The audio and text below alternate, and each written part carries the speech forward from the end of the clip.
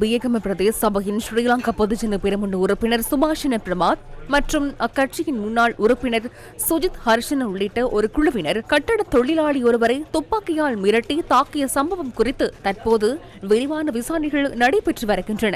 சந்தேக நபர்கள் நீதிமன்றத்தில் ஆஜர்படுத்தப்பட்ட பின்னர் 19ஆம் தேதி வரை விளக்கமறியலில் வைக்கப்பட்டனர். கைப்பற்றப்பட்ட 9 மில்லிமீட்டர் துப்பாக்கி ஸ்ரீலங்கா பொதுஜன பெரமுனவின் முன்னாள் பிரதேச சபை உறுப்பினர் சுஜித் ஹர்ஷனவுக்கு சொந்தமானது என போலீசார் தெரிவித்தனர். இது தொடர்பான அனுமதி பத்திரம் ஒன்றும் போலீசாரிடம் சமர்ப்பிக்கப்பட்டுள்ளது.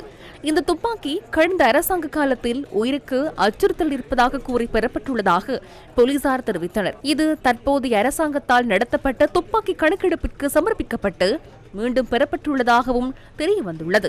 சந்தேக நபர் துப்பாக்கி கட்டளை சட்டத்தின் கீழ் கைது செய்யப்பட்டு நீதிமன்றத்தில் ஆஜர்படுத்தப்பட்டுள்ளதாக மேல் மாகாணத்திற்கு பொறுப்பான சிரேஷ்ட பிரதி போலீஸ் அதிபர் சஜீவ மெதவத் தெரிவித்தார். தனது உயிருக்கு அச்சுறுத்தல் இருப்பதாக கூறி அனுமதி பத்திரத்துடன் பெற்றுக் கொண்டுள்ள இந்த துப்பாக்கியின் மூலம் கட்டட தொழிலாளி ஒருவரை அச்சுறுத்தி தாக்குதல் நடத்த முடியுமா?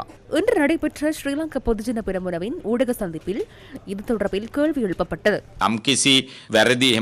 அனுமதி பத்திரம் இல்லாத சட்டவிரோத துப்பாக்கிகளை பயன்படுத்தும் ஒருவர் என்றால் நாம் கட்சி என்ற வகையில் தீர்மானம் எடுப்போம். எனினும் இங்கு குறிப்பிடப்படும் அந்த உறுப்பினர் துப்பாக்கி அனுமதி பத்திரம் பெற்ற ஒருவர் அல்ல.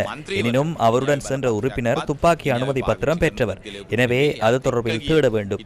அருகில் வைத்துக் கொள்ள அனுமதி பத்திரம் வழங்கப்பட்டுள்ளதா அல்லது வீட்டில் வைத்துக் கொள்ள அனுமதி பத்திரம் வழங்கப்பட்டுள்ளதா என்பதை ஆராய வேண்டும்.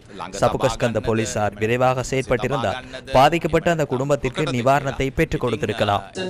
அனுமதி பத்திரம் பெற்ற துப்பாக்கி மக்களை அச்சுறுத்துவதற்காக பயன்படுத்தப்படுகின்றது. பாதிக்கப்பட்ட தரப்பினர் சத்திய கடதாசியை வழங்கியுள்ளனர். அப்படிப்பட்ட சம்பவம் அங்கு நடக்கவில்லை. முறைப்பாடு அளிக்க விரும்பியதால் இது போன்ற அறிக்கை வெளியிடப்பட்டதாக அவர்கள் கூறினர். எனவே எந்த நேரத்திலும் அந்த சத்திய கடதாசியை எங்களால் சமர்ப்பிக்க முடியும். மக்கள் பயப்படவில்லையா? இல்லை இல்லை, அது 2 குழுக்களுக்கு இடையிலான பிரச்சனையை தவிர மக்கள் அச்சுறுத்தப்படவில்லை. எனினும் பொதுஜன பெரமுனவின் தற்போதைய மற்றும் முன்னாள் பிரதேச சபை உறுப்பினர்கள் இருவராலும் அவர்களது குழுவினராலும் தாக்கப்பட்ட நபர் நேற்று இவ்வாறு கருத்து வெளியிட்டனர். அரசியல்வாதிகளுக்கு அனுமதி பத்திரம் பெற்று துப்பாக்கிகளை பயன்படுத்த முடியும். எனினும் எம்மை போன்ற இலங்கையின் அப்பாவி பிரஜைகளுக்கு எந்த ஒரு இடத்திலும் வேலை செய்ய முடியும். எனவே அவர்களின் அதிகார மோகத்திற்காக அவ்வாறு அநீதியாக செயற்பட இடமளிக்க வேண்டாம்.